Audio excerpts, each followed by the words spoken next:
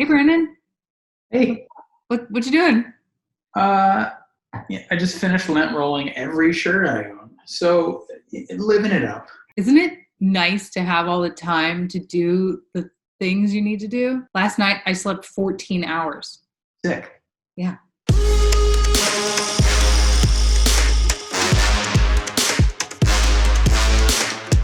Hi, I'm Alicia Camden.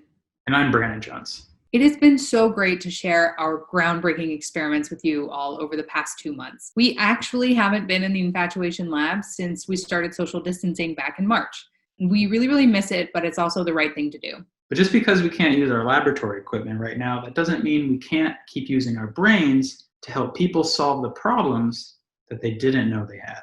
Using just our home kitchens and all the office supplies we smuggled out back in March, we are going to tackle a problem that has become more and more urgent every day that we're eating at home. Too many sauces. Picture this, you're in the grocery store, your cart is full of frozen appetizers, grab your ketchup for your fries, your sriracha for your dumplings, your ranch for your frozen pizza crust, and before you know it, you can barely push your cart, it's so full. Then you get home, you open the fridge, and there's too many sauces. Barbecue sauce, mayonnaise, tahini, green sauce, a mystery sauce that shouldn't be green, but it's also green sauce. Did you know there are over 5 varieties of mustard alone? You could buy a second fridge and fill that one with sauces, so you have 30 sauces, perfect for 30 different occasions. Or you could just go through life with 2 or 3 sauces that taste pretty good on most things. Don't be like Zuckerberg. You wear one hoodie, you have one sauce.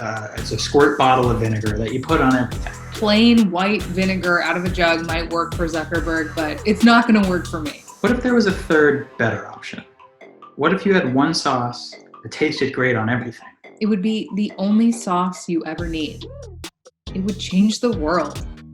So we're going to make it. And it would change the world. Right. So we're in my kitchen where I've started research for this experiment. And what I'm trying to do is identify all the perfect sauces for each food and then identify the common threads between those sauces. You can really see a pattern starting to develop here. Alicia has her own research style, and while I respect it, it's not very good in this scenario. I, on the other hand, plan to deep dive the dip web for that hard data. Well, there's 2 dips, but is the fondue a dip? Brandon, it's so obvious. There's a clear theme. It is sweet plus heat plus spice plus soy. It's so obvious. Alicia, I've crunched the numbers every which way. I've gone onto websites to look at the data that I probably shouldn't have, which is why I have the state-of-the-art privacy screen. So no one can see me. The closest thing to a perfect sauce is yogurt-based. It starts with tzatziki. It's yogurt-based. I know you're vegan. I'm sorry, but There's just no way that the perfect universal sauce is yogurt-based. you're gonna have to accept it. So, you can stop now. Also, I don't think if the CIA is onto you, we've been over this. The blanket is not going to help. It's pretty hot in here. Alicia and I have decided that a little healthy competition is exactly what this experiment needs. So we're both going to make our perfect sauces to test our theories, and one of those theories is going to win, and that theory is going to be mine. Still planning to go with the smoky tzatziki, or a smoziki if you will, and I have everything I need to do that here, but what I almost forgot is that marketing is almost more important than the sauce, and luckily I have that covered, and we're going to come up with a funky jingle. Okay, so I have been at this research behind me for a couple hours now, or days, depending on how you personally perceive time. But the important thing is that I've cracked the code. Sweet and heat and spice, but there might also be creaminess. And I do believe, I think there needs to be some kind of like soy element in it as well. When we perfect our recipes, Brandon and I are going to send them to everyone at the company, and everyone is going to taste test both sauces with some kind of savory, dippable food of their choice. We have to be ready for anything, and I think I've got it.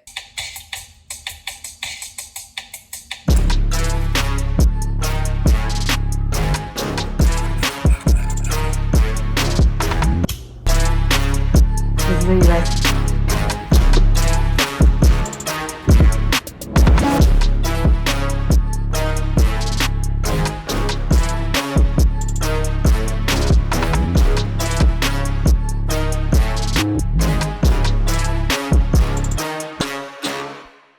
So yeah, I've tried it on everything I can think of, and it honestly tastes really good. So I'm ready to send mine off whenever you are.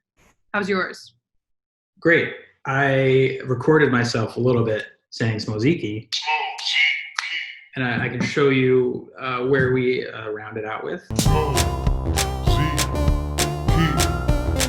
Might win a Grammy? Maybe. Do they have Jingle Grammys?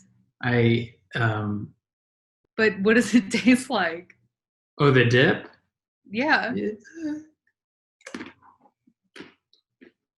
Yeah, just fine. We're ready to go.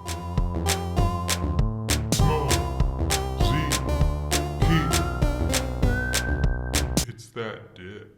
Okay, so Amy, we're gonna have you taste both sauces on whatever food you picked, and we want your honest, hard feedback. Okay, so I put it on some day-old jerk chicken. This thing or the other thing? What the hell is that? Is that a cookie? That's great. But before you eat it, I did make a jingle, and it is important that it is paired with my sauce. You need to follow the lyrics. There's some annotations in there. SMO. Don't let that influence your, Both good. You know, they're both really good on bagel chips. Honestly, they're both pretty good. Walter, you are our last taste tester. What food did you try the sauces with? I tried them with tempura. Ooh. They both taste really bad. Sorry. Like each sauce was really missing something. Walter, what if you mix them together?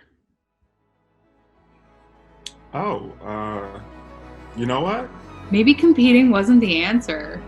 Maybe collaboration was the key all along. I think our pride got in the way of the whole thing.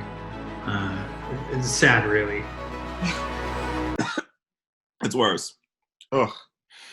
Oh, okay. Yeah, I thought that might happen. Well, the perfect dip is probably impossible because we weren't able to do it. But give it a shot if you're feeling lucky and let us know how it works out. We already did most of the work for you. Whoa, what's that dip on that chip? SMOZIKI.